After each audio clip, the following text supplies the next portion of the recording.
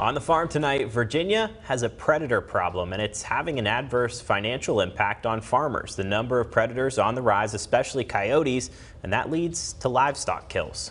Part of the solution is trapping. WFXR's George Noliff takes a closer look. We do want to let you know there are no animals being trapped in this piece, though you will see traps in use. You are looking at the front line of protection against predators on a farm. A dog trained to guard the animals, in this case chickens. Hi. But when a dog's not enough, farmers have to call in professional help. Right here.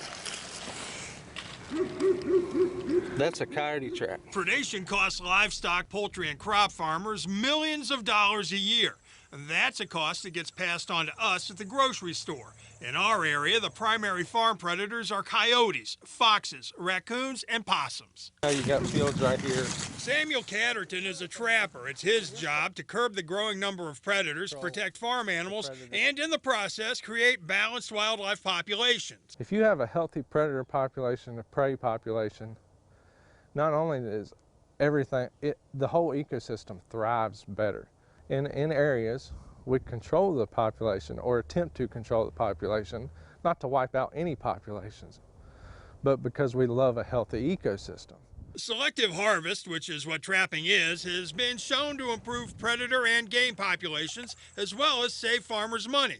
And trapping has evolved. Modern trappers always ensure their job is done as humanely as possible with different traps used for different situations.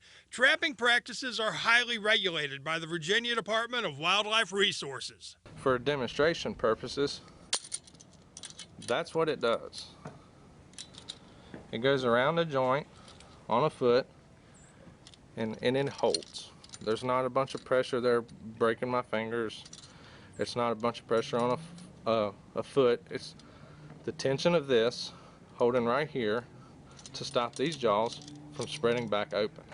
We don't recommend doing that at home. That's a specialized trap handled by a professional, but it shows how that trap is designed to grab and hold, not injure. And the trap is also on a swivel, so the animal can move freely.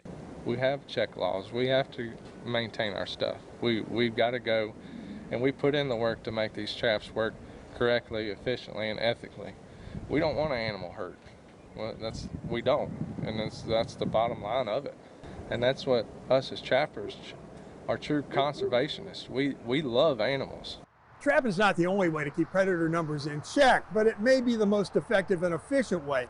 And when you consider that most of the farm animals taken by predators are young, we're talking lambs or calves, and that the loss of each of those animals costs on average $200 to $300 for the farmer, then you can see why it's necessary. The other thing to consider here is that predator-prey ratios are kept in balance by trapping. And that's good for predator numbers. It helps them to thrive, and it keeps the ecosystem in balance. That helps the rest of us. George Noliff, WFXR News, on the farm. Now, George tells us farmers can help as well by managing some of their land for small game and deer. Yeah, experts say doing that gives predators more natural prey food sources, and then they won't target livestock as often.